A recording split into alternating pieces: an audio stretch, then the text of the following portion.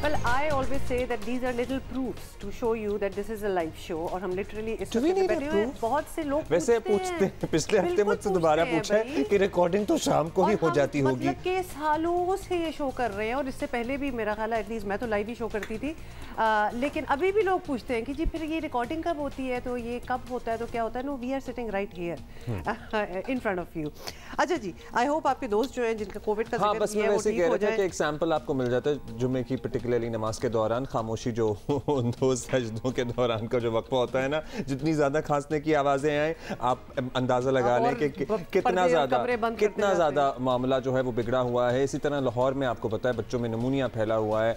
कल इस बारे में हमने तफसील से बात की, डरना नहीं है, लेकिन एक और बॉटम लाइन भी है कि कोई मास्क नहीं पहनता, साथ आपके बैठ के खांस रहे होते हैं, सारे एक दूसरे के ऊपर लिटरली खांस रहे होते हैं, कोई मास्क नहीं पहनता। इसका क्या कर सकते हैं, और खासतौर पे ये विद इलेक्शन की गहमा गहमी, तो इसमें तो मास्क अगर पहन ही लें तो बहुत ही बेहतर हो जाएगा। anyway, अगर आप बीमार हैं तब तो पहन ही लें, मेरा ख्याल है। तब तो it's your responsibility, so you should. ठीक है जी। In any case let us talk about something totally different and which is cricket, क्योंकि we have still not gotten over कि ऑस्ट्रेलिया और न्यूजीलैंड में क्या हुआ था। याद है ना आपको, बदतरीन शिकस्तों का जिम्मेदार कौन है, ये भी बहुत बड़ा सवाल है। Team director Mohammad Hafeez press conference में आवाम को आगाह करना चाहते थे।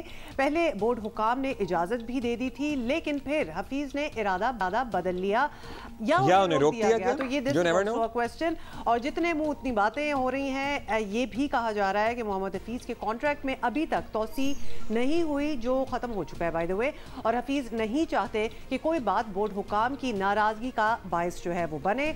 और कुछ का कहना है कि क्रिकेट बोर्ड ने खुद उन्हें प्रेस कॉन्फ्रेंस से रोका है, और ऐसी भी बातें हो रही हैं कि टीम डायरेक्टर मोहम्मद हफीज दौरा ऑस्ट्रेलिया और न्यूजीलैंड के बारे में सोशल मीडिया पर फैली यकतरफा जो गॉसिप है, सारी बातें हो रही हैं, उनको दूर करके खुद को क्लियर करना चाहते हैं, तो मौका नहीं मिल रहा बेसिकली उन्हें। देखिए, मामला जो भी हो, आवाम की तवक्कुआत होती हैं। We are so invested in cricket, इतना ज़्यादा इसमें पैसा इन्वॉल्व है।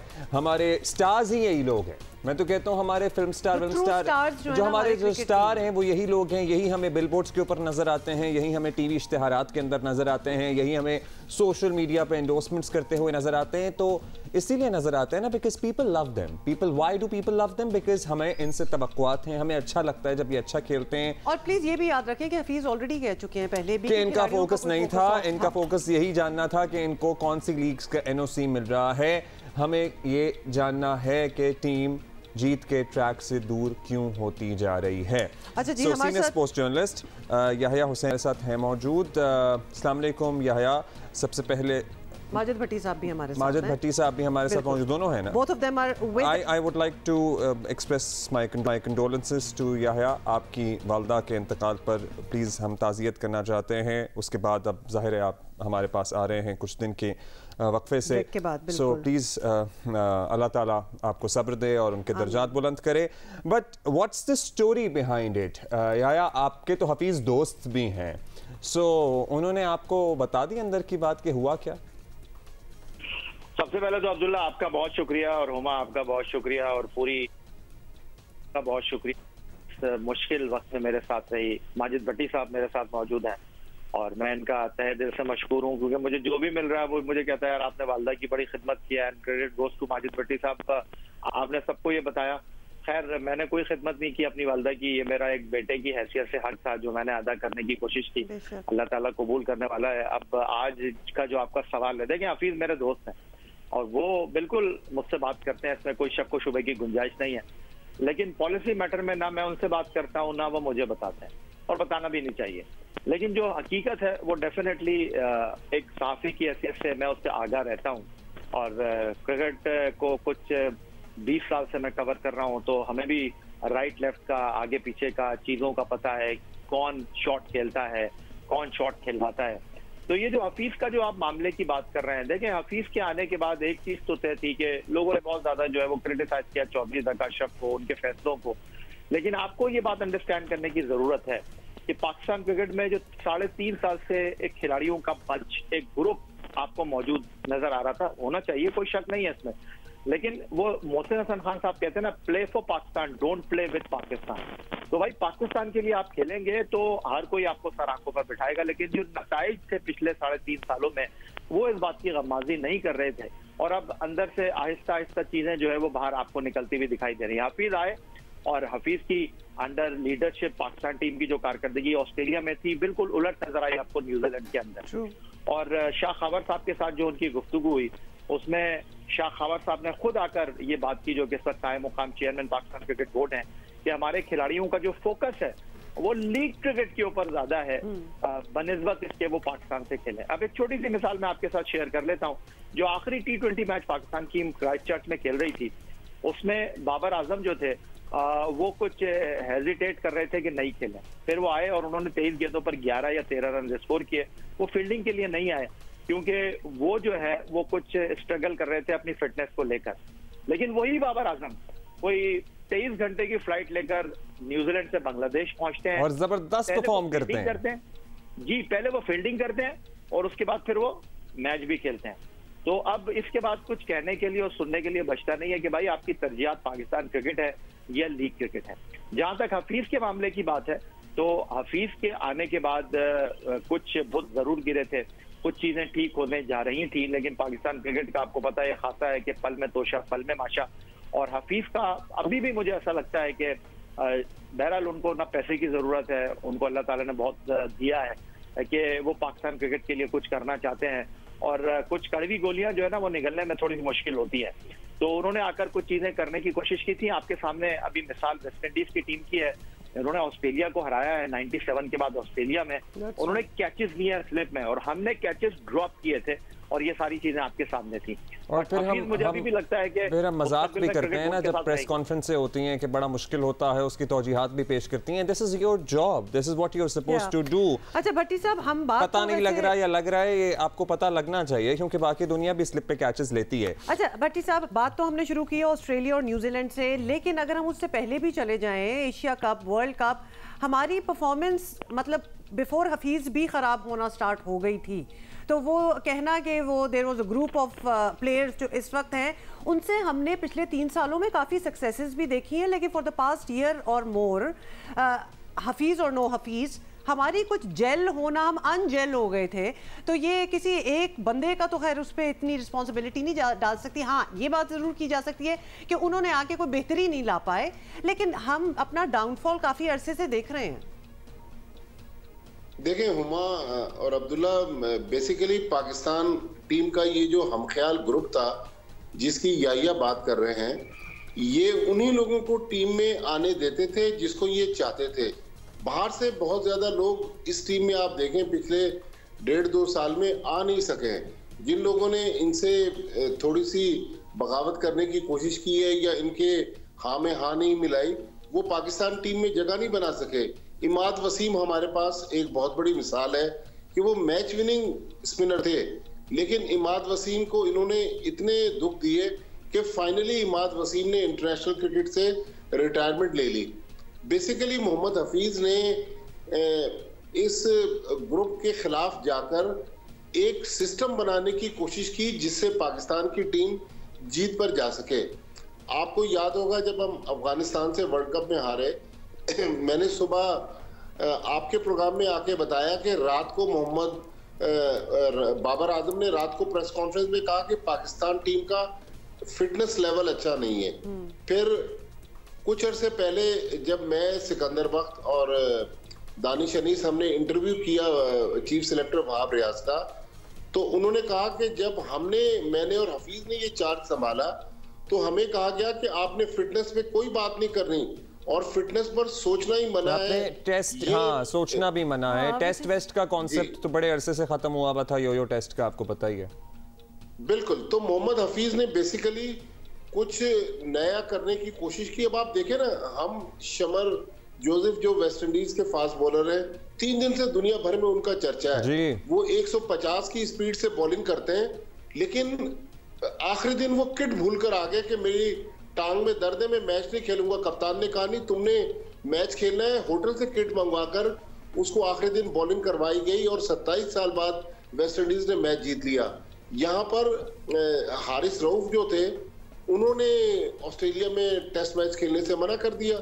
हमने उनकी हाँ में हाँ मिलाई और फिर उनको बिग मैच के लिए एनओसीज दे दी।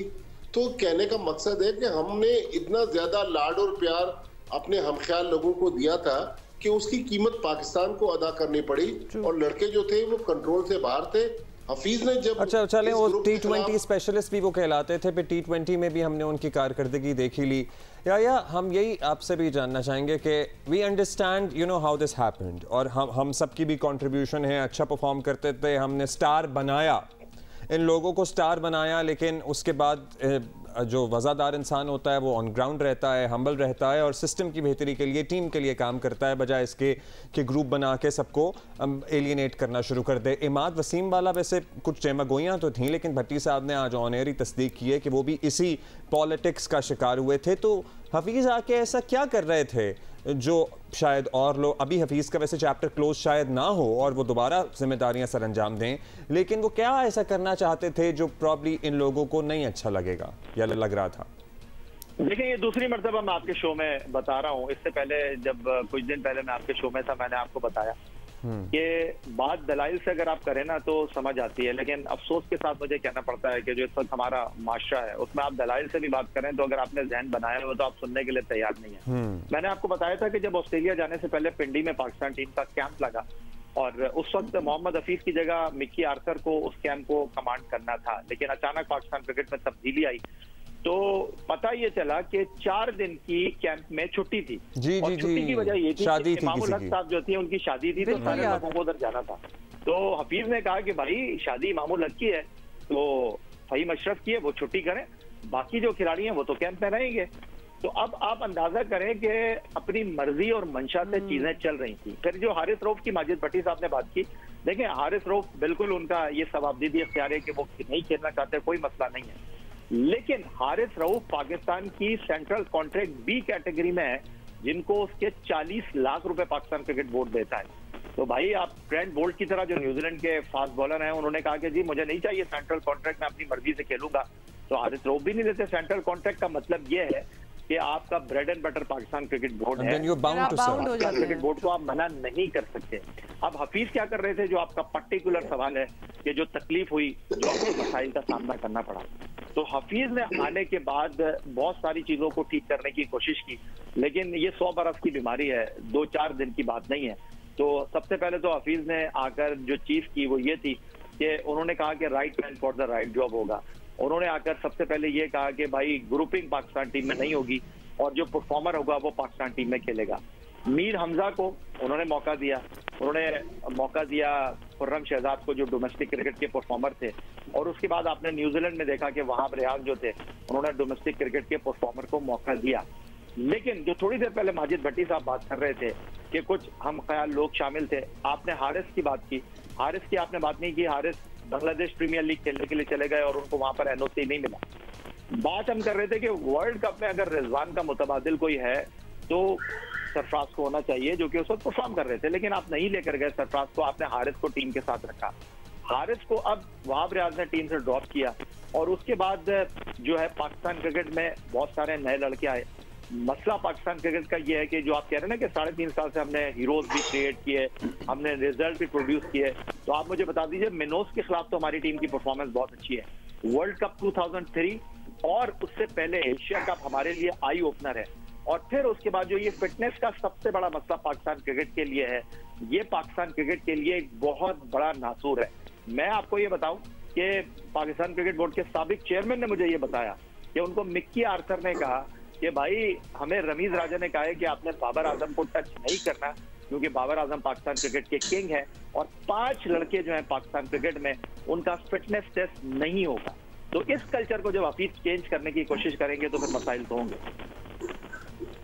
अच्छा भट्टी साहब, ये बड़ी इंटरेस्टिंग बातें वैसे याहिया आपने बताई हैं, लेकिन भट्टी साहब ये तो अपनी मनमानी कराने वाली बात होगी। Now if you are a part of the team there should be some strict and stringent rules, regulations, bylaws, जिसमें जो भी उस टीम का हिस्सा होगा उसको वो फॉलो करना पड़ेगा। और ये सिर्फ क्रिकेट नहीं है, कोई भी दुनिया का आप स्पोर्ट ले लें, देयर आर सम बेसिक्स जो कि आपको करने ही हैं।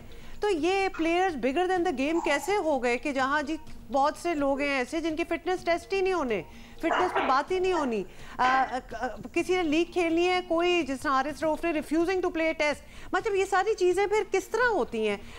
कोई इसकी पेनल्टी, कोई रेप्रिमांड कि अगर आप ये नहीं कर सकते या फिटनेस में आप तवज्जो नहीं दे सकते, you can not be a part of the team, कोई ऐसी बातें नहीं होती हमारे यहाँ? देखिए, जब इंडिविजुअल स्ट्रांग हो जाए तो इदारा हुमा खुद ब खुद कमजोर हो जाता है। हमारी टीम इतनी बुरी नहीं है जितने हमने पिछले 6-8 महीने में नताइज दिए हैं। उसकी बेसिक वजह ये थी कि ये हमख्याल ग्रुप्स का जो एक प्लेयर्स का एक जो ग्रुप था वो अपनी मनमानियां करता रहा। मिकी आर्थर जब आए तो मिकी आर्थर ने इनसे हेड ऑन होने की इसलिए कोशिश नहीं की को एक वक्त में 2 नौकरियां कर रहे थे। उन्होंने कहा कि अगर मैंने इनसे कुछ हेड ऑन होने की कोशिश की तो ये मेरे खिलाफ हो जाएंगे, लिहाजा मिकी आर्थर ने इनकी हाँ में हाँ मिला दी और उन्होंने महीने के तकरीबन कोई 35 लाख रुपए मिकी आर्थर लेते रहे, लेकिन वर्क फ्रॉम होम करते रहे। तो बेसिकली डॉक्टर्स, फिजियो, ट्रेनर सब जो थे वो कॉम्प्रोमाइज हो गए। उनके कॉम्प्रोमाइज होने की वजह से पाकिस्तान टीम छोटी टीमों को तो हराती रही, जहां हमें बड़ी टीमों का मुकाबला करना पड़ा वहां हम हारे। लेकिन एशिया कप फिर वर्ल्ड कप में ये भांडा उस वक्त फूटा जब अफगानिस्तान ने हमें हरा दिया। उसके बाद फिर पाकिस्तान टीम उसके बाद आप देखें संभली नहीं। एक आध कोई इंडिविजुअल परफॉर्मेंस, जिस तरह बेंगलोर में फखर जमान ने न्यूजीलैंड के खिलाफ सेंचुरी बना दी, पाकिस्तान जीत गया। अदरवाइज ये ग्रुप जो था ये डोमिनेट करता रहा, ये अपनी मनमानियां करता रहा। अब ऑस्ट्रेलिया में और उससे पहले जब पाकिस्तान टीम वर्ल्ड कप की प्लानिंग कर रही थी तो ये लड़के पाकिस्तान टीम मैनेजमेंट के साथ पहले सेंट्रल कॉन्ट्रैक्ट में पैसों के इशू पर मीटिंग्स करते रहे, उनका फोकस वहां चला गया। और फिर जब ऑस्ट्रेलिया से टीम ने न्यूजीलैंड जाना था तो बजाय ये कि लड़के खेल पे तवज्जो देते, उनकी तवज्जो ये थी कि पीसीबी हमें एनओसी दे दे, हम देगा या नहीं देगा, व्हिच इज अ ट्रेजेडी। वो पैसों की तरफ उनकी जी। और ये बात अब नहीं है, ये बात कितनी मरतबा इसी प्लेटफॉर्म पे आप सब लोग और सिकंदर बख्त सभी कर चुके हैं। Thank you Yahya for being with us, thank you Bhatti साहब for being with us. This is a tragedy, this is team Pakistan जिसके लिए खेलना बाइस फख्र होना चाहिए एंड आई एम श्योर होगा भी। सॉरी, जब भट्टी साहब ने वो टर्म यूज किया ना हम ख्याल ग्रुप, तो दैट इज प्योर पॉलिटिक्स। और हम जब अपनी पॉलिटिकल पार्टीज की और उनके आगे से फैक्शंस होते हैं, ये वो उनकी बात करते हैं तो वो हम ख्याल ग्रुप आता है। We do not expect that in sports at all and our most loved sport like cricket, तो उसमें भी ये grouping हो जाए and all that, that's very sad। और worse is the fact कि नवंबर पिछले साल से लेके अब तक हम literally 4 नवंबर से अब तक एक मैच, सिर्फ एक T20 मैच, वो भी अभी जो न्यूजीलैंड के साथ आखिरी वाला जो था। कंसर्निंग बात है, पता है क्योंकि अब इलेक्शन में बहुत ही कम दिन रह गए हैं, ऑलमोस्ट 9-10 दिन रह गए हैं, इससे भी कम। और अमन और अमान की सूरत हाल ऐसा लग रहा है कि खुदा ना खास्ता कहीं कराची में बिगड़ ना जाए। वैसे बाय द वे मुझे नहीं पता कि आप इससे वो जब भी इलेक्शंस होते हैं तो कुछ ना कुछ इस किस्म का तो होना स्टार्ट हो ही जाता है। So everybody should be alarmed and जो कानून नाफिज करने वाले इदारे हैं कराची में पर्टिकुलरली, चाहे वो रेंजर्स हों या पुलिस हों, उन्हें मामलात पर गहरी नज़र रखनी चाहिए क्योंकि ये हुआ तो इंतखाबात का तमाम प्रोसेस ही मुतासर होता है फिर। अच्छा, हम कराची शहर की पर्टिकुलरली इस वक्त बात कर रहे हैं। पुरतशद्दुद वाक़यात जो हैं वो बढ़ने लगे हैं और ख़ासतौर पे इतवार को पीटीआई कारकुनों और पुलिस के दरमियान झड़पें भी हुई जिसमें एसएचओ समेत पुलिस एहलकार ज़ख्मी हुए। बाज़ इलाकों में मुख्तलिफ सियासी जमातों के कारकुनों में भी झगड़ों के वाक़यात जो हैं वो रिपोर्ट हुए हैं। ख़ास तौर पर एमक्यूएम और पीपल्स पार्टी एक दूसरे पर तशद्दुद के इल्ज़ामात लगा रहे हैं। एमक्यूएम का दावा है कि पीपल्स पार्टी के लोगों ने उनके कारकुन को कत्ल किया। पुलिस इन्होंने 15 सालों में अपने घर की पुलिस बना ली है। नाजमाबाद जहां पर वाकया हुआ, इनसे पूछो इन्होंने कभी 2 दर्जन वोट भी लिया वहां पे? 2 दर्जन वोट भी नहीं लिया। वहां पे तुम्हारा क्या काम है? आकर तुम झंडे उतार रहे हो और झंडे उतार के रोकने से जो है कोई रोक रहा है, उसके बाद गाड़ी भरकर आ रहे हो, 2 घंटे के बाद स्ट्रेट फायर मार रहे हो। उनको पता है कि हमारी पॉलिसी वायलेंस की नहीं है। इनको जिस दिन ये पता चल गया कि हमारी पॉलिसी जो है वो अब जवाब देने की है, आप यकीन करें नजर भी नहीं आएंगे शहर में। ये जो जवाब देने वाली पॉलिसी है कराची ने सारे को भुगता है, खुदा ना करे कि वो दिन कभी वापस आए। दूसरी तरफ पीपल्स पार्टी ने एमक्यूएम पर इल्ज़ाम लगाया कि वो माजी की तरह दोबारा धौंस धमकी की सियासत करना चाहती है और अपने सियासी मुखालफिन को आज़ादाना सियासी सरगर्मियों से रोका जा रहा है। पिछले सिर्फ 10-12 दिनों में कई ऐसे वाकयात हुए हैं जिसमें एमक्यूएम के लोग मुलविस हैं, जिसकी वीडियो फुटेजेस मौजूद है। पूरे डिस्ट्रिक्ट सेंट्रल में पीपल्स पार्टी के बैनर झंडे जो उतारने का काम उन्होंने शुरू कर दिया है। इस पूरे वाकये की सिंध हाई कोर्ट के किसी जज से अदालती तहकीकात करवा लें। एक वीडियो इन्होंने खुद चलाई है, उसमें ये दिखा रहे हैं कि लोगों के हाथ में क्लैशनकोफ है, उस पर दायरे बनाए और कह रही पीपल्स पार्टी के दहशतगर्द हैं। और अजीब पीपल्स पार्टी के दहशतगर्द हैं कि फायरिंग कर रहे हैं जब पीपल्स पार्टी के लोगों की गाड़ियां खड़ी उस तरफ। कराची ने बड़ी मुश्किल से, पता है, कत्ल गारतगरी से, दहशतगर्दी से, टारगेट किलिंग से, भत्ताखोरी से जान छुड़ाई है। अब खुदा न खास्ता जब ये इस तरह की बातें सामने आती हैं ना कि पॉलिसी तब्दील हो जाएगी और ये सब कुछ बिगड़ सकता है, तो कराची का शहरी हॉल जाता है, क्योंकि इसने ये सब कुछ भुगता है। लोगों ने एम्बुलेंसों में छुप कर जाकर पर्चे दिए हैं, रेस्क्यू किया है अपने आप को। What as in the whole city knows कि किन किन मुश्किल हालात का सामना करना पड़ा है। तारिक सिद्दीकी हमारे साथ मौजूद हैं, ब्यूरो चीफ जियो न्यूज़ कराची। तारिक भाई, दीजिए पुलिस की इंक्वायरी में अब तक क्या सामने आया है, क्योंकि जाहिर है ये एक दूसरे पर तो इल्जामात लगा ही रहे हैं। जी देखें, जैसे डीआईजी जो है उन्होंने भी यहाँ पर बात की कल, और उसके अलावा जो पुलिस की एक इंक्वायरी है वो इस वक्त काम कर रही है और वो तमाम जावियों से इन मामलात को देख रहे हैं कि किस तरह से ये झड़प हुई है, किस तरह तसादुम हुआ है। उसमें ये भी देखा जा रहा है कि आया झंडा उतारने की कोशिश थी या झंडा लगाने की कोशिश थी, इस तरह के वाक़े, किस तरह का वाक़या ये पेश आया है और तसादुम इस हद तक क्यों गया कि वहाँ फायरिंग और असला इस्तेमाल किया गया। इसमें इलेक्शन कमीशन को भी जो है उन्होंने भी नोटिस लिया और इसका नोटिस होना चाहिए। इलेक्शन कमीशन को इस चीज़ को यकीनी बनाना चाहिए कि जो इंतज़ामी इदारे हैं, चाहे वो ज़िले इंतज़ामिया है या पुलिस है या रेंजर्स है, उनको अपनी जो फोर्स डिप्लॉयमेंट है वो उस हिसाब से करनी चाहिए। और आया जो दफातर हैं सियासी जमातों के, उनके सामने से रैली गुजारते वक्त आया कोई एहतियाती तदाबीर इख्तियार करनी चाहिए। ये सारी चीज़ें वो हैं जिस पर इस वक्त बहुत ज़रूरत है कि इलेक्शन कमीशन इस पर तवज्जो दे। लेकिन इंक्वायरी में जो चीज़ें सामने आएंगी तो फिर बाकायदा तौर पर कहा जा सकेगा इसमें किसकी गलती थी और कौन इसमें मुलविस है। अच्छा, ये बताइएगा, ये सारी जो एक्टिविटी हम देख रहे हैं, ये तो हमेशा ही इलेक्शन में होती है। मतलब अब तो हम लिटरली 10 दिन की दूरी पर हैं इलेक्शन डे से, तो इसमें डिफरेंट क्या है? पहले भी कभी कंट्रोल हो जाती हैं चीज़ें, कभी कंट्रोल नहीं होती हैं। ये तो बड़ा, आई एम सॉरी टू से दिस, लेकिन ये बड़ा नॉर्मल मरहला है going into elections in Pakistan. लेकिन लड़ाई झगड़े होना एक और बात होती है, लेकिन कत्ल हो जाना लोगों का जाहिर है कत्ल का कहा जा, बिल्कुल, ये तो इन्वेस्टिगेशन होनी होगी। हाँ, ये चीज़ जो है इस पे जाहिर सी बात है ज़ाब्ता इखलाक जारी किया गया है। उसकी जो अगर रोशनी में देखें तो यहाँ असला कैसा इस्तेमाल हुआ और असला लेकर क्यों यहाँ पर लोग आए, ये इस पर जब पाबंदी है तो फिर ये चीज़ें क्यों हुई, ये सारी चीज़ें इसको इम्प्लीमेंट करना और कराना जिन इदारों का काम है उन्हें इस पर तवज्जो देनी चाहिए। क्योंकि झगड़े तो होते हैं और तल्ख कलामी भी होती है, तसादुम भी होते हैं, लेकिन इस हद तक चले जाना कि मर्डर हो जाए तो ये एक जाहिर सी बात है, एक बड़ी बात होती है और इस सिलसिले में लॉ एंड ऑर्डर की सिचुएशन जो है वो ख़राब होती है और ये इसका इम्पैक्ट इस तरह से जाता है। अगर आगे इस तरह के वाक़यात बढ़े तो फिर जो शफाफ इलेक्शन है उसके ऊपर बात जाएगी, क्योंकि वोटर जो है, वोटर अगर खौफ व हरास के माहौल में वोट डालने डेफिनेटली वो अवॉइड करेगा, वो नहीं निकलेगा। तो ये चीज़ शफाफ इलेक्शन के ऊपर एक सवालिया निशान खड़ा कर देगी। अच्छा तारिक भाई, इतवार को पीटीआई और पुलिस के दरमियान भी कुछ तसादुम हुआ, झगड़ा हुआ, हमारे कैमरामैन भी ज़ख्मी हुए, सो वहाँ भी सब कुछ होता रहा।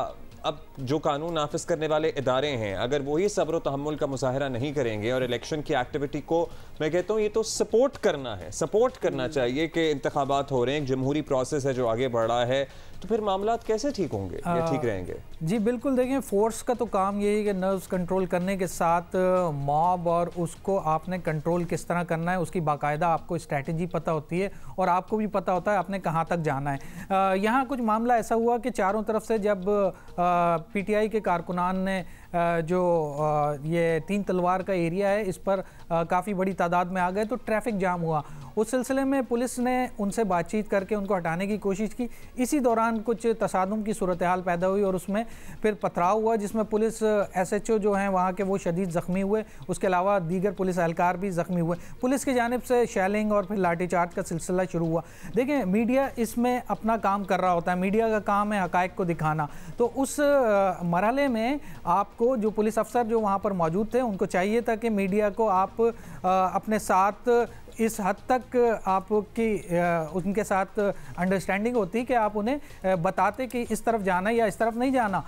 लेकिन मीडिया अपना काम कर रहा होता है, वो मुख्तलिफ उसमें ख़तरों में भी आता है। लेकिन आपका अफसर अगर ये करे कि कैमरा छीन ले, कैमरामैन को मारे, और इस दौरान दोनों तरफ से जब तसादुम भी चल रहा हो, हमारे अपने कैमरामैन अल्ताफ़ हुसैन वो ज़ख्मी हुए हैं, उनके सर पे स्टिचेस आए हैं। इसके अलावा हमारे रिपोर्टर थे वहाँ पर, वो भी ज़ख्मी हुए हैं, अब्बास। उसके अलावा दूसरे टीवी चैनल्स के कैमरामैन और रिपोर्टर्स जो हैं वो ज़ख्मी हुए हैं। तो इस मामले के अंदर हमने ये देखा कि ज़्यादा पुलिस की तरफ से जो लाठीचार्ज हुआ उससे भी ज़ख्मी हुए हैं। तो पुलिस को कम से कम ये कंट्रोल करना चाहिए, और उन्हें पता होता है कि ये मीडिया के लोग हैं, तो उनके साथ आपका रवैया दूसरा होना चाहिए। आप उन्हें उस तरह से ट्रीट ना करें। और पॉलिटिकल पार्टीज भी पता नहीं है पुरतशद्दुद एलिमेंट।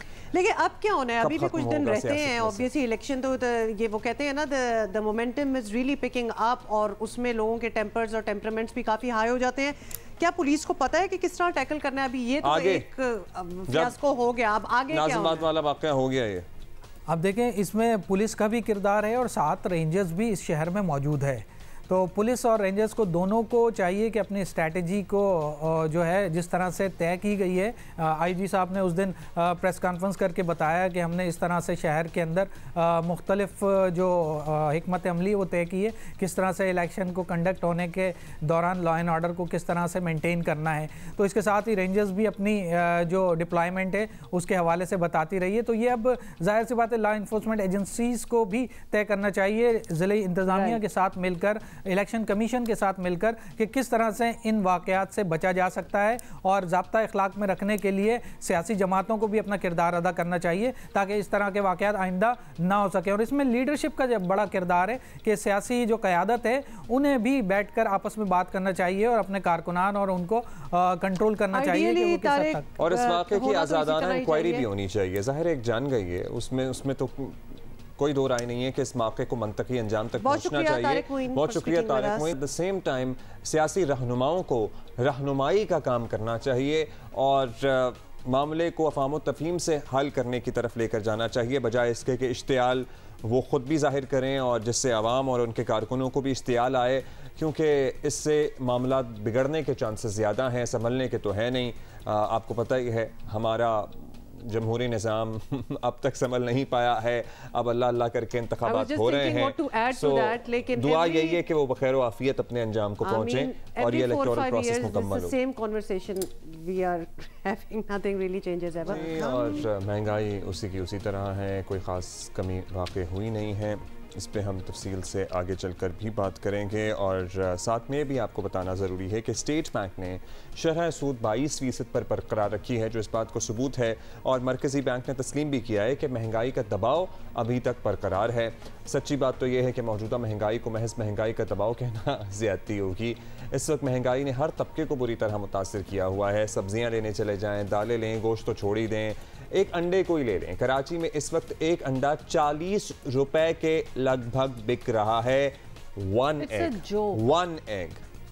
और सबसे आसान प्रोटीन का जरिया है ना, ज़ाहिर है बच्चों को भी आपको खिलाना होता है, खुद भी आपको लेना होता है। अंडा भी सुबह अपने बच्चों को ना खिलाया जाए स्कूल जाने से पहले या वापस आने के बाद या व्हाटएवर, एक अंडा, फॉरगेट गोश्त और ये बाकी सारी लवाजमात तो आप छोड़ दें, अंडा एक बेसिक चीज है। अंडा इज नॉट लग्जरी, अंडा इज अ बेसिक रिक्वायरमेंट। अंडा मजदूर का नाश्ता भी है, अंडा हर किसी का नाश्ता है लिटरली। लेकिन अब तो बहुत मुश्किल होता जा रहा है, क्योंकि एक अंडे का ऑमलेट जिससे पेट नहीं भरता एक बड़े अडल्ट आदमी का, वो 50 या 60 रुपए में एक आम जो होटल होता है उस पर फ़रोख्त किया जा रहा है।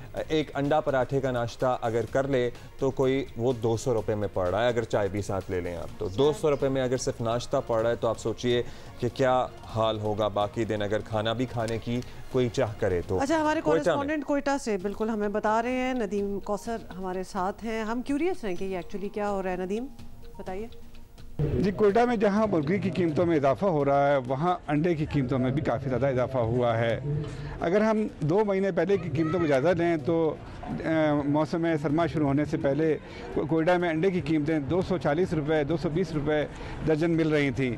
देखिए 2 माह के दौरान जो है अंडे की कीमतों में 2 गुना इजाफा हुआ है। और इस वक्त जो अंडे की कीमतें हैं वो 440 रुपये दर्जन और 450 रुपये दर्जन तक फ़रोख्त हो रही हैं, जबकि होलसेल कीमतें इसकी जो हैं वो 400 रुपये और 420 रुपये के दर्जन हैं। जो अंडे की कीमतों में इजाफे की वजह जो है दुकानदार बता रहे हैं, उनका यही कहना है कि यहाँ पंजाब और दीगर इलाकों से अंडे लाए जाते हैं, क्योंकि वहाँ कीमतों में इजाफा हो रहा है तो उसके असरात जो हैं यहाँ भी पड़ रहे हैं और यहाँ कीमतों में इजाफा हुआ है।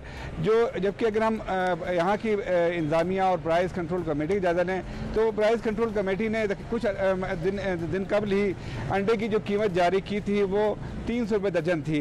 तो अब जो इंतजामिया की कीमतें हैं और जो यहाँ मार्केट की कीमतें हैं उसमें काफ़ी ज़्यादा फ़र्क पाया जा रहा है।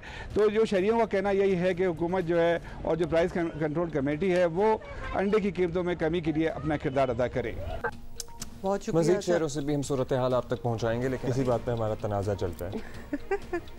लेकिन तनाज़ात ज़िंदगी में चलते हैं। हाँ। और तनाज़ात का मतलब ये नहीं है कि दो लोग एक दूसरे पे, अडल्ट लोग, बड़े लोग एक दूसरे पे हाथ उठाएं, तशद्दुद करें, और पर्टिकुलरली मियाँ बीवी के दरमियान तो ऐसा हो ही नहीं सकता, क्योंकि ज़ाहिर है आप एक मर्द की फिजिकल पावर का कंपैरिजन एक खातून की फिजिकल पावर से तो नहीं कर सकते। And then there is this mental torture. And then there is mental torture. होती है। लेकिन सबसे सैड बात यहाँ ये है कि घरेलू तशद्दुद के खिलाफ कई नए कवानीन बन गए हैं। हमने कितनी बार जिक्र भी किया है, सख्त सजाएं भी मौजूद हैं, लेकिन घरेलू तशद्दुद के वाक़यात जो हैं वो रुक नहीं रहे। सो दे आर नॉट इवन, ये जो कवानीन है ये डिटरेंस का भी एक काम जो है वो नहीं कर पा रहे।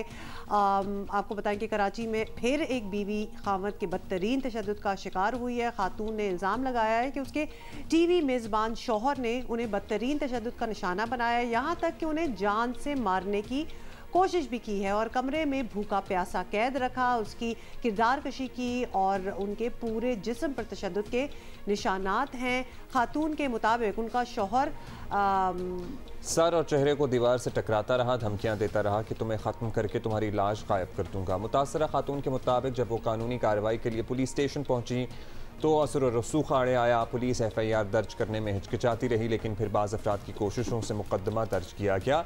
इस वाक़े का एक और खौफनाक पहलू ये है कि चूँकि मुलजिम निजी TV पर मेज़बानी के फ़राइज़ सर अंजाम देता है, इसलिए बाज़ हमायती विक्टिम ब्लेमिंग भी कर रहे हैं। मुतासरा खातून की किरदार कुशी भी हो रही है, वो तो आपको पता ही है, होता ही है। TV मेज़बान की अहलिया ने ट्विटर, फेसबुक और इंस्टाग्राम पर भी अपने तशद्दुद की तफसीलात दर्ज की हैं, लेकिन ऑन द कॉन्ट्ररी उस मर्द का भी ये इल्ज़ाम है और उसने भी अपने जिस्म पर खरोचों की तस्वीरें शेयर करते हुए कहा है कि मुझे तशद्दुद का खातून की तरफ से निशाना बनाया गया है। अच्छा, चलिए इसके बारे में अब हम बात करेंगे, ज़रा डिटेल में समझेंगे कि क्या ऑप्शंस हैं, क्या हो सकता है। समाजी माहिर कानूनी अमूर जिब्रान नासिर हमारे साथ हैं। जिब्रान, कराची में जो ये वाक़या पेश आया है, अफसोस के साथ इट्स वेरी सैड ये कहना पड़ता है कि इस नौयत का ये कोई पहला वाक़या नहीं है। डोमेस्टिक वायलेंस होना एक तरफ, इसके बाद कानून की सपोर्ट आना, आसानी से ना मिलना भी एक बहुत बड़ा इशू है। तो ऐसा क्यों है, ये ज़रा समझाएं।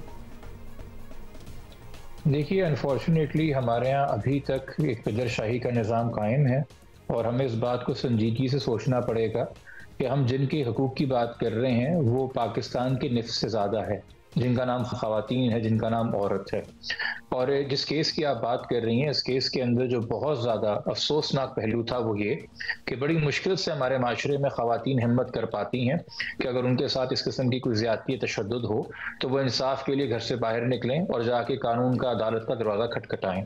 तो एक खातून को पुलिस की तरफ से ये कह देना कि बीवी आप अपना मसला घर में ही सॉल्व कर लीजिए, आप कॉम्प्रोमाइज़ कर लीजिए, FIR करवाने की क्या ज़रूरत है।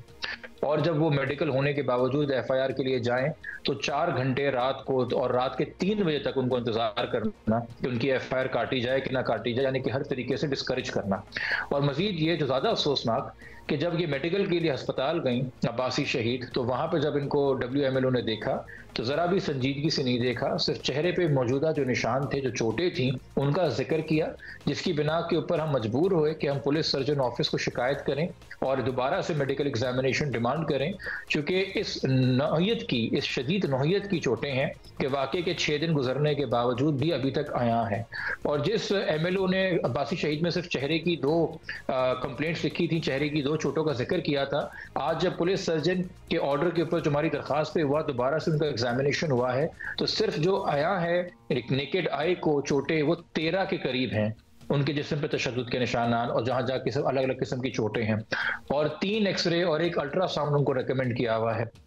तो ये जो ताखीर हुई मेडिकल अमले के हवाले से, ये भी बड़ा अफसोसनाक पहलू है। हम शुक्रगुजार हैं पुलिस सर्जन डॉक्टर सुमैया साहिबा का कि उन्होंने बरवक्त कार्रवाई की, और ये अनफॉर्चुनेट है कि ये जो वैल्यूज़ है और जो सेंसिटिविटी है, ये तमाम तर महकमों में, तमाम तर अफसरान में, वो पुलिस हो या वो मेडिकल का शोबा हो या वो अदालतें इवन हो और वकील क्यों ना हो या मीडिया हमारे सहाफ़ी दोस्त क्यों ना हो, वो नहीं है इस हवाले से प्रॉपर तौर पे शऊर रखते या सेंसिटिविटी रखते। सारे इशूज़ की तरफ आपने निशानदही की है जिब्रान। जिस्मानी और नफ्सियाती तशद्दुद का शिकार होना सर्टनली बहुत बड़ा जुल्म है, लेकिन ये जुल्म भी उससे कम नहीं है कि जो कमेंट्स इन वाक़यात के बाद आते हैं वो बैकग्राउंड स्टोरी देखे समझे बगैर, कोई भी बैकग्राउंड स्टोरी हो, खातून को मुरद इल्ज़ाम ठहराया जाता है और सबसे आम बात तो ये कर दी जाती है ज़बान चलाती होगी। वो जो है ना एक दकिया नोसी एक जुमला जो कहा जाता है कि भाई ज़बान चलती होगी तो हाथ उठा होगा, मतलब हाथ उठना विक्टिम ब्लेमिंग का एक कल्चर ऑलरेडी है ना। वो तो सोशल मीडिया पर जो इस तरह के कमेंट होते हैं, इससे कानून कोई प्रोटेक्शन फराहम करता है विक्टिम को? बात तो ये है कि सोशल मीडिया पे जो लोग हैं वो माशरे की अक्कास हैं, माशरे में ही वो इदारे हैं ना अलग अलग, और उन अफसरान उन महकमों के जो आपसे सेंसिटिव नहीं होते, जो उल्टा आप ही को कहते हैं, दर्श देते हैं कि आप सुलह सफाई कर लीजिए, आपको क्या जरूरत है ये केस आगे ले जाने का, या कहते हैं कि बीबी तुम्हारी भी थोड़ी बहुत गलती होगी। इसी तरह जो अफराद सोशल मीडिया पे हैं वो भी इसी माशरे से हैं, और इन्हीं जो हम समाजी अखलाकी कदरों से महरूमियत की तरफ जा रहे हैं और खाली हो रहे हैं, इसी से लड़ने के लिए मेरे ख्याल में ज़रूरी भी है कि मीडिया हो या सोशल मीडिया हो, वहाँ पे इस मामले को उजागर किया जाए, और हम इस वक्त इस चीज़ को एक मिशन बना के चलें कि हमने ये इल्म, ये तालीम और ये शऊर आम करना है लोगों में, ख़ास तौर पर मर्द हजरात के अंदर, कि ऐसे किसी वाक़े के बाद रद्द-ए-अमल क्या होना चाहिए और तफ्तीश का पहलू क्या होना चाहिए, सवालात की नौयत क्या होनी चाहिए। यकीनी तौर पर तकलीफ दे अमल है, ख़ासतौर पर उसके लिए जिसके साथ ही तशद्दुद हुआ है।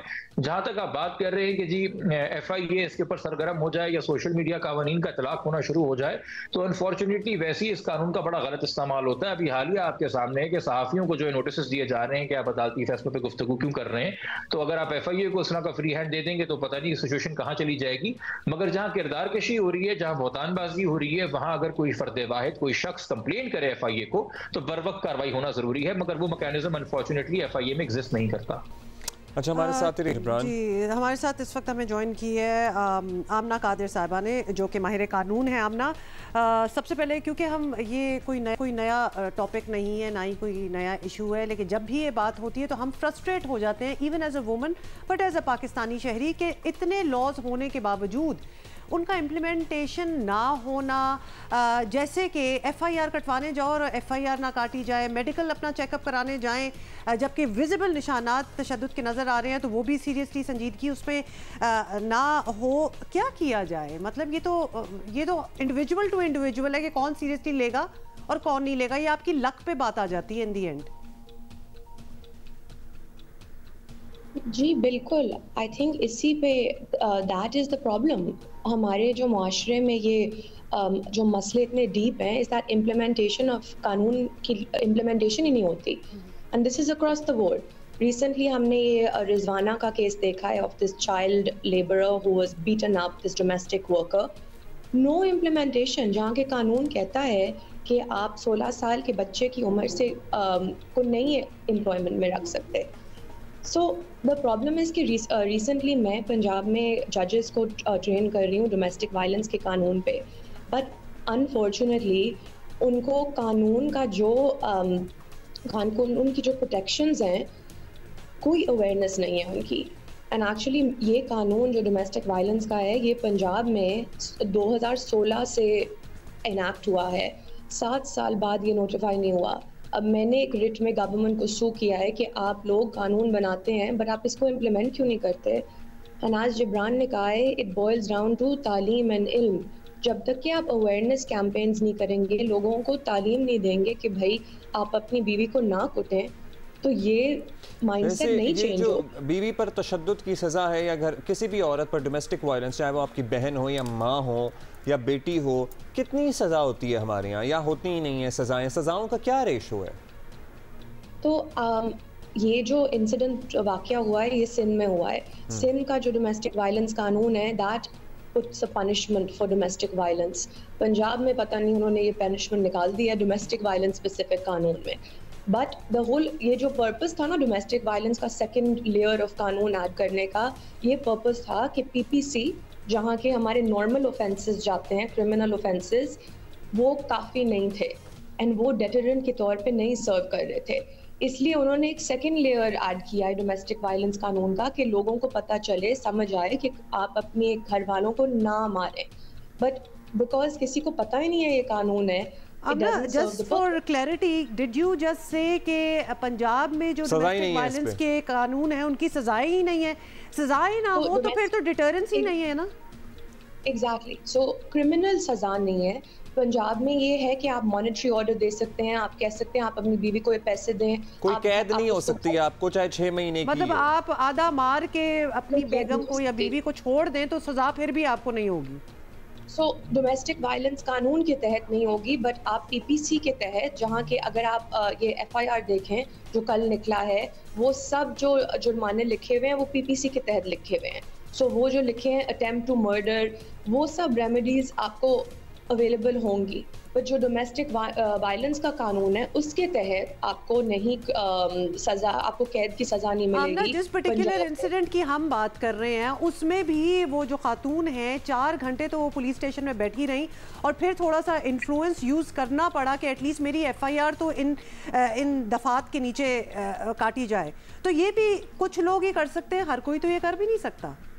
एग्जैक्टली. एंड यही मेरे पिछले साल में 10 डोमेस्टिक वायलेंस के केसेस, 10 के 10 में से एक भी एफआईआर नहीं रजिस्टर हुआ. And this was followed, BBC news ने हमें पूरा कवर किया है इस पे. आईजी पुलिस से जाके बीबीसी न्यूज़ ने बात की है और कहा है कि आप क्यों नहीं दर्ज कराते, कानून में ये लिखा है, आप क्यों नहीं दर्ज कराते. तो वो जैसे जिब्रान ने कहा है, वो कहते हैं हाथापाई तो होती है शादी में, सुलह सफाई कर लें, बीबी उन्होंने भी मारा है. बट जो डिस्प्रपोर्शनेट फोर्स होता है आदमी का, और ये जो मुआशी हमारा जो माइंडसेट है ना कि आप अपनी बीवी को सब्जुगेट कर सकते हैं अगर वो आपकी बात नहीं माने. सो जब तक कि आप इसको नहीं चेंज करेंगे, you are not going to be able to have women. अच्छा, ये भी sorry to say and for people who are watching, बड़ी अजीब सी बात लगती है कि आप थाने जाएं अपनी रिपोर्ट दर्ज करवाने और वो आपका सगा बन जाए कि जी ये तो होता रहता है और जी आप ये घर में कर लें. Who are you to give that lecture? माशरा है, हमारा पेदरशाही का निजाम है. मतलब दिल चाहता है फिर तो 2 एफआईआर बैठा हुआ है, हो सकता है उसने भी अपनी बीवी को 2 लगाई हो या लगाता हो जाके. सो यू नो, उसको तो लगता ही ना हो ये कुछ है. लेकिन आप ना ये जरूर बताइएगा, ये जो 2 बहुत बड़े हाई प्रोफाइल केसेस थे जैसे नूर मुकद्दम का केस या सारा इमाम का, अगर पब्लिक प्रेशर और मीडिया स्क्रूटनी और ये सब कुछ अगर ना होता तो ये इतने बड़े केसेस भी अंडर द कारपेट ही आई गेस हो जाते. बिल्कुल, और होते हैं हर रोज. मेरे जो क्लाइंट्स हैं वो कोने कोने से विलेजेस से आते हैं, हर रोज ऐसा होता है. नूर मुकद्दम की जिस दिन पे उसका मर्डर हुआ था, एक औरत को घर में आग उसको लगा दी थी लाहौर में, वो she was burn to death. It happened the next day. आपको शायद इसका पता भी नहीं होगा because it's all about media coverage. And जो आपका सवाल है ना कि लॉ, डोमेस्टिक वायलेंस एक्ट में एक प्रोविजन है कि आप जजेस को, पुलिस को, रेलेवेंट स्टेक होल्डर्स को ट्रेनिंग दें. जब मैं ट्रेनिंग देने गई, एक बंदा जो उस कमरे में था, एक बंदे ने भी वो कानून नहीं पढ़ा था, तो उनको इल्म भी नहीं थी कि ये कानून क्या कहती है, इस कानून में क्या प्रोटेक्शंस हैं औरतों के लिए. एंड जब तक कि लोगों को वो इल्म ना हो, वो कैसे इम्प्लीमेंट हो सकता है. अभी अवेयरनेस की आप बात कर रही हैं जिब्रान, हम आपसे भी ये जानना चाहेंगे कि वाकयात ज़ाहिर है कानून की तरफ तो निशान नहीं करते हैं या कानून की इम्प्लीमेंटेशन का कोई मामला है. सिंध के ऑल्दो मामलात कानून साजी से में इस बारे में पंजाब से बेहतर है, लेकिन अभी भी बेहतरी की गुंजाइश मौजूद है और मुंतखब नुमाइंदों का काम है. आपको क्या लगता है हुक्मरान क्या करें, क्या वो नाकाम रहे हैं या कुछ बेहतरी आई है? देखिए, हमारे यहाँ हम कहते हैं सिंध के ओवर लेजिस्लाइज्ड जो है वो प्रोविंस है. यहाँ पे लेजिस्लेशन बहुत सारी हैं और बहुत अच्छी भी हैं. डोमेस्टिक वायलेंस के हवाले से एक बहुत जामे कानून सिंध में एग्जिस्ट करता है. हमारे यहाँ बाकी भी जो कवानीन हैं वो भी बड़े अच्छे हैं, मगर अनफॉर्चुनेटली आपका ये निशानदेही यहाँ तक सही है कि उनका जो इतलाक है, उनकी जो इम्प्लीमेंटेशन है, वहाँ पर हम नाकाम रहे हैं. उसकी वजह ये है कि जो ये हम अच्छे कवानीन पास भी कर लेते हैं, आप मुझे बताइए कितने सियासतदान, कितने MPs 5 साल तक उन कानून के हवाले से आगाही का कोई सिलसिला शुरू करते हैं, वो अपने हल्के पे हो या वो नेशनल प्रोविंशियल सतह पे मीडिया के जरिए से हो। वो एक कानून पास हो गया, वो एक रिक्वायरमेंट पूरी हो गई, उनको खुद नहीं पता उस कानून के अंदर उन्होंने क्या पास किया, बस हाथ खड़े कर दिए। तो अगर एमपीएस भी जिस कानून के साथ वोट करके उसको पास कर रहे हैं, ये इंसाफ नहीं करेंगे कि उसके बारे में बेदारी भी, आगाही भी माशरे के अंदर पैदा करें, तो काम नहीं बनेगा। फिर ऑफकोर्स दूसरा काम एग्जीक्यूटिव का, पिछली हुकूमत की इसमें बिल्कुल नाकामी है कि वो पुलिस का महकमा हो या वो होम डिपार्टमेंट हो या वो सोशल वेलफेयर डिपार्टमेंट हो या वो हमारा हेल्थ का महकमा हो, उस हवाले से इस चीज को लेके जो कि एक वाकफियत होनी चाहिए थी, जो कि एक अप्रोच होनी चाहिए थी इन इश्यूज को लेके, वो नहीं है। हम मॉडल चीजें, मॉडल थाना बना दिया, मॉडल ये बना दिया, मॉडल वो बना दिया, हम टोकन के नाम पे एक मॉडल चीज क्रिएट कर देते हैं। अनफॉर्चुनेटली वो सूबा गिर जो है या शहर के अंदर भी उसका इतलाक प्रॉपर्ली नहीं हो पाता। मैंने आपको अभी मिसाल दी कि हमारे साथ सबसे बड़ी ज्यादती तो WMLO ने कर दिया बासी शहीद अस्पताल के अंदर। आपका आमिना कादिर और जिब्रान नासिर हमारे साथ मौजूद थे। एक और पहलू भी है कि जिन घरों में यूजुअली शौहर जो है वो बीवी की दुर्गत बना रहा होता है ना, ये हशर कर रहा होता है, उस घर में अमूमन सासें भी मौजूद होती हैं, मतलब वो भी एक औरत होती हैं, वो लड़के की माँ होती हैं। मुझे ये नहीं समझ आता है कि जाहिर है एक औरत को इतना बुरी तरह मारा जा रहा है तो वो चीखेगी भी, रोएगी भी, पीटेगी भी, तो वो जो एक और औरत उस घर में मौजूद है, हाँ, वो रोकती क्यों नहीं? वो क्योंकि उसने भी she must have gone through the same thing as well, और उसका भी घर बार चल ही रहा होगा, उसने सोच रही होगी कि 2-4 खा ले, ये भी तो इट्स ओके। ये इट्स ओके वाला जो सिलसिला है ना, ये किसी चीज़ को चेंज नहीं होने देता। And just to believe, it's so sad कि आप इस बात को मान लें कि 2-4 अपने मियाँ से खा लेना, कि 2-4 तशद्दुद थोड़ा सा हो गया, it's a part of the process. आपको मैं कहता हूँ वो औरत दुनिया की सबसे बुरी औरत होगी, वो आपको जहर भी लगती होगी, आप उसके मार के उसका बेड़ा गर्क नहीं कर सकते, आप उससे कता ताल्लुक कर लें, उसके साथ तलाक का इंतजाम करें, आप उसको परसू करें मामले को, आप नहीं रहना चाहते और वो इतनी बड़ी ऑप्शन आपके पास है, नहीं रखना भी है और उसको तंग भी करना है, तो ये थोड़ा सा आप उसे छोड़ दें, आप उसे मार क्यों रहे हैं? मतलब आपको कानून भी ये कह रहा है, मजहब भी आपको इजाज़त दे रहा है कि अगर नहीं बन रही तो आप छोड़ दें, इट्स ऑलराइट, लेकिन नहीं और चीज़ें इस्तेमाल होनी होती हैं। अच्छा, एक और चीज़ जिस पे हम बात करना चाहते हैं, गैर मुल्की टूरिस्ट जो होते हैं वो मुल्क के मेहमान होते हैं और हमेशा उन्हें सर आँखों पर बिठाया जाता है, लेकिन क्या कीजिए कि जिनका फ़र्ज़ है मदद आपकी, अगर वही आपको परेशान करने पर तुल जाएँ तो बंदा शिकायत करे तो किससे करे ना। सादकाबाद में और सादकाबाद पुलिस के गैर मुल्की सयाहों के साथ जो रवैया है, हद तक आमेज रवैये की वीडियो मंजर आम पर आई है जिसने बतौर पाकिस्तानी हमको शर्मिंदा किया है। तीनों सयाह साइकिल पर पाकिस्तान का टूर कर रहे हैं, पुलिस ने गैर मुल्की सयाहों की साइकिलें और कैमरे छीन लिए, खातून सयाह का भी लिहाज न रखा। इटली के एलेक्स के मुताबिक वो नेशनल हाईवे पर नाश्ता कर रहे थे, पुलिस एहलकार आ गए, वहाँ से जाने का कहा, उन्हें बालों से पकड़ कर शर्म नहीं आती है, इनको शर्म क्यों नहीं आती? और what were they trying to get out of them? Terminate क्यों नहीं हुए? सस्पेंशन नहीं होनी चाहिए, इनकी टर्मिनेशन होनी चाहिए, सजा होनी चाहिए ऊपर से। लेकिन मैं जब ये सोच रही हूँ कि तुम लोगों को किसी और चीज पे गुस्सा चढ़ा हुआ था कि तुमने ये करना शुरू कर दिया, because what were you hoping to get out of it? क्या आप उससे पैसे मांग रहे थे? क्या आपको मिलना क्या था उधर से? डीपीओ के मुताबिक गैर मुल्की सयाह सिक्योरिटी के लिए लेने से गुरेजा थे, जिस पर पुलिस एहलकार की तल्ख कलामी हो गई। वाह, पुलिस हुक्काम का कहना है कि ASI को मुअत्तल करके महकमाना मुअत्तल किया ना आपने, मतलब ये मुअत्तल करने वाले काम है। नहीं तो फिर उसके बाद आ जाएंगे और फिर उसके बाद जोक्स भी होंगे, हाई फाइव्स भी चलेंगे ना। हाँ, कि देखा मैंने तो ये किया, मैंने तो ये किया, और फिर क्या हुआ? 2 दिन घर में बैठे, छुट्टी मनाई और वापस आ गए। इमेजिन। डिस्ट्रिक्ट पुलिस ऑफिसर रहीम यार खान रिजवान गोंदल हमारे साथ मौजूद हैं। रिजवान साहब, सादकाबाद के जिस वाक़े की ये वीडियो सामने आई है, ये क्या वाक़या था? एज एन क्या था तो हमने बता दिया, लेकिन एग्जैक्टली कब हुआ, आप तक कैसे इत्तला पहुंची और क्यों ऐसी सूरत बनी जिसमें पाकिस्तान का इमेज मुतासिर हुआ? बिकॉज जब वो मुतासिर होता है तो हम सब के दिल पर ठेस लगती है। बिस्मिल्लाहिर्रहमानिर्रहीम। ये 26 जनवरी को हमें इंफॉर्मेशन मिली सिंध पुलिस के ज़रिए कि 3 टूरिस्ट जो हैं, फॉरेनर्स जो हैं, वो पंजाब की हदूद में दाखिल हुए हैं।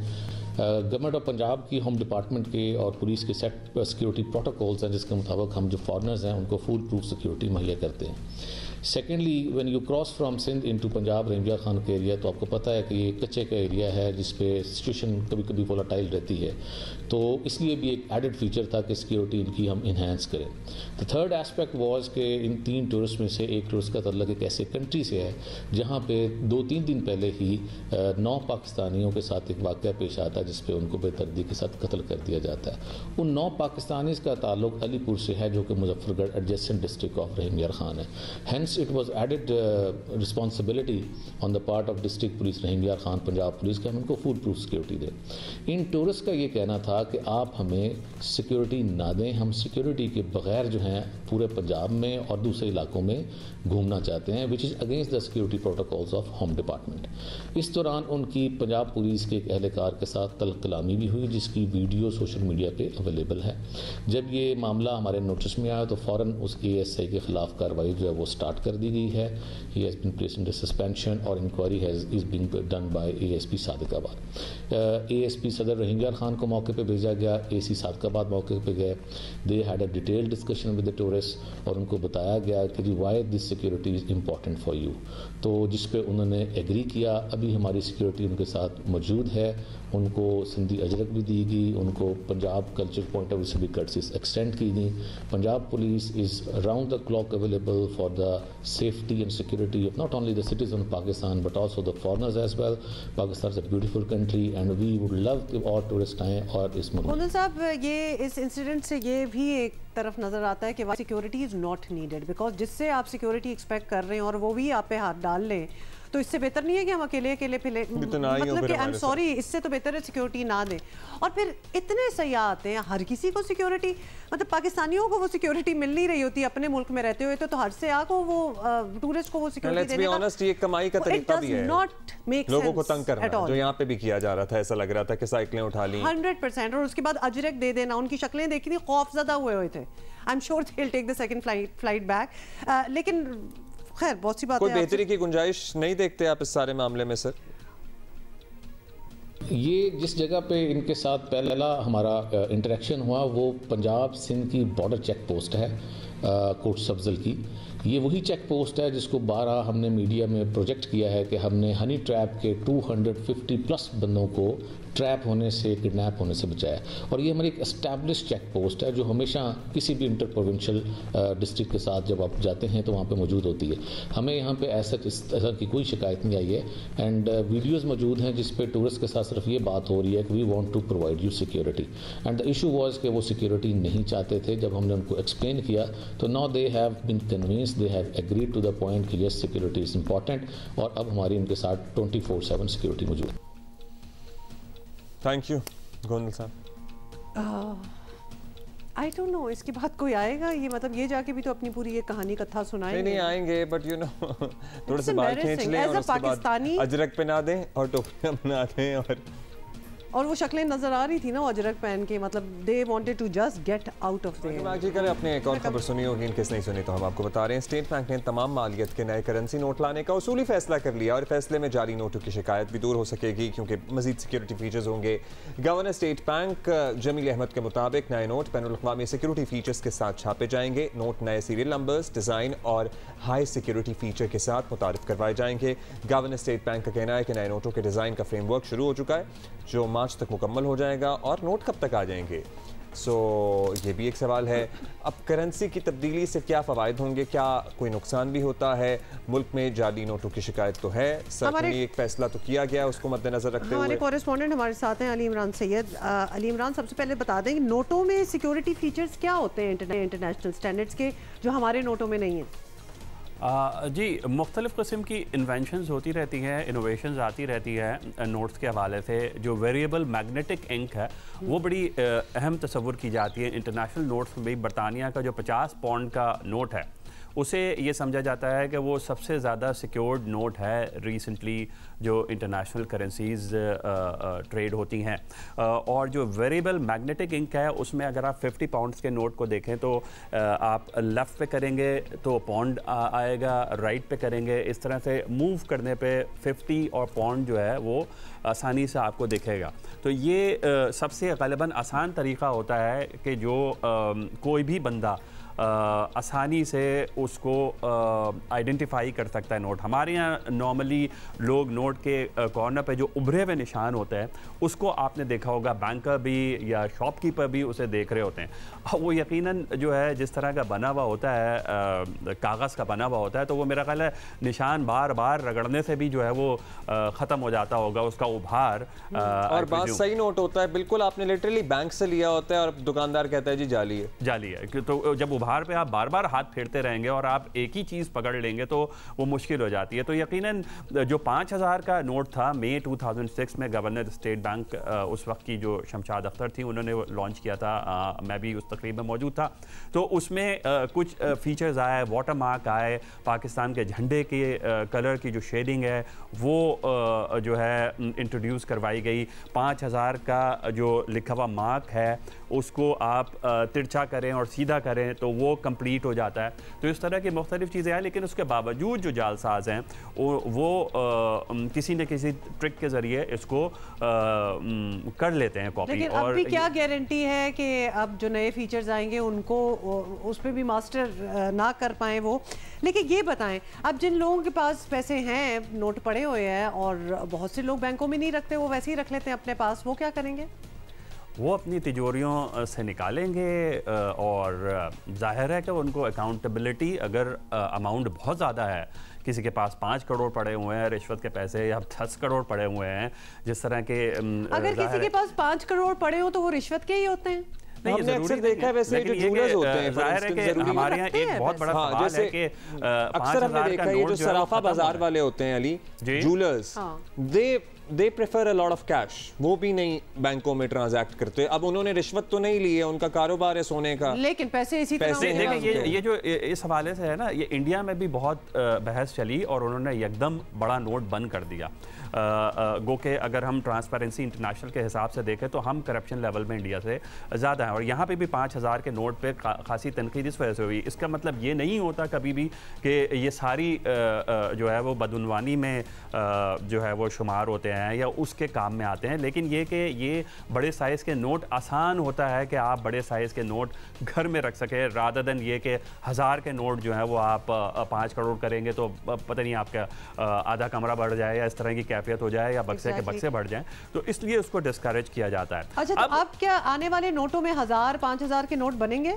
जी बिल्कुल, 1000, 5000 के नोट, 5000 के नोट से स्टेट बैंक का वापस जाने का पहले भी बीच में बहुत स्पेकुलेशन हुई थी कि ये विड्रॉ किया जा रहा है, लेकिन अभी भी इस तरह की कोई बात नहीं। और जब तमाम डिनोमिनेशन की बात हो रही है तो उसमें 5000 इंक्लूडेड है।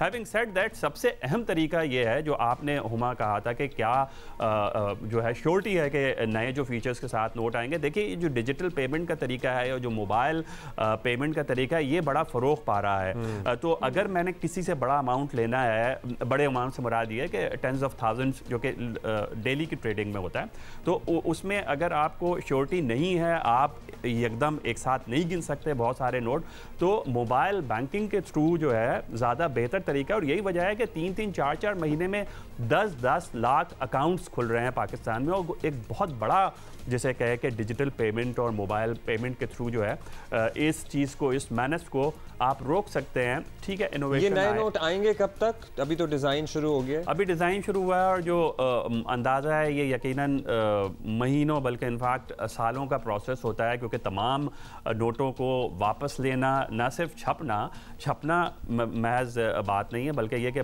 पुराने नोटों को वापस लेना, उसमें इनफैक्ट सालों लग जाते हैं। आपने देखा होगा पुराने जो 10,000 और 500 के नोट हैं उनको भी स्टेट बैंक ने वापस लेने के लिए अब तक रिसेंटली जो है वो डेडलाइंस देती रही थी। गो के नए नोट आ गए मार्केट में, तो ये यकीनन फ्यू ईयर्स आप ज़रूर कह सकते हैं कि ये तमाम चेंज में, तमाम डिनोमिनेशन के नोट को तब्दील करने में फ्यू ईयर्स ज़रूर लग सकते हैं। ठीक, फैसला ज़रूर हो गया। बहुत शुक्रिया अली सैयद। इंटरेस्टिंग है वैसे। I like the idea of new notes because हमारे नोटों का वैसे ही हालात आपने देखे क्या है, and I would like new colours as well. In fact I would like new designs too. I think they should have some amazing designers. मुल्क में उनसे राब्ता किया जाए, I'm sure कर भी रहे होंगे। हाँ, लेकिन हमारे डिजाइनर्स वो गोटा किनारे और इस किस्म की चीज़ें हो जाएंगी। ग्राफिक डिजाइनर्स की बात कर रहा हूँ। Of course, we are just kidding. Break में अब्दुल्ला ये कह रहे थे कि अब मैं शो के बाद हम लोग नाश्ता वगैरह करते होते हैं ना, तो Abdullah is not going to have अंडाज। You know, जो those who work out और उनको प्रोटीन लेना होता है उनके लिए तो इतने अंडे खाने होते हैं, उनको तो बड़ा मसले का सामना है सर्टनली।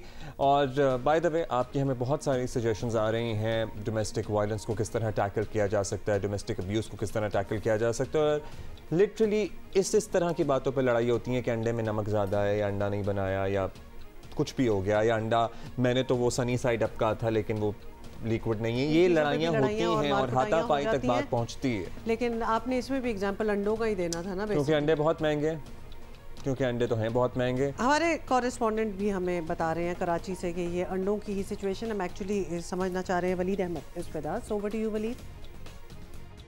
इस वक्त कराची में जो होलसेलर्स हैं वो अंडे फरोख्त कर रहे हैं 420 रुपए दर्जन, 400 रुपए दर्जन, यानी एक जो अंडा है वो तकरीबन 34 से 35 रुपए तक फरोख्त किया जा रहा है। और जो परचून की दुकानें हैं, जो रिटेल शॉप्स हैं, वहां पर ये अंडा फरोख्त हो रहा है 36 रुपए, 37 रुपए, 38 रुपए, और कुछ दुकानें ऐसी भी हैं जो 40 रुपए तक की अंडा फरोख्त कर रही हैं। इस हवाले से जब कमिश्नर कराची की वेबसाइट देखी गई तो वहां पर जो आखिरी प्राइस लिस्ट अपलोड की गई अंडों की, वो की गई 3 नवंबर 2023 को, यानी तकरीबन 2.5 माह का अरसा गुजर चुका और इस हवाले से प्राइस लिस्ट ही अपलोड नहीं की गई। जब हमने कमिश्नर ऑफिस से राब्ता किया, तर्जुमान से राब्ता किया, तो वो इस हवाले से लाइल्म नजर आए और उनका ये कहना था कि हमें इस बारे में मालूम नहीं है, आप आखिरी प्राइस लिस्ट हमें भेज दीजिए और फिर हम वो मुताल्लिका जो ऑफिसर है उसको भेज देंगे। जिसका काम है, यानी कमिश्नर कराची का ये काम है, इंतजामिया का ये काम है कि जो सरकारी नर्ख है उस कीमत पर अंडा फरोख्त हो।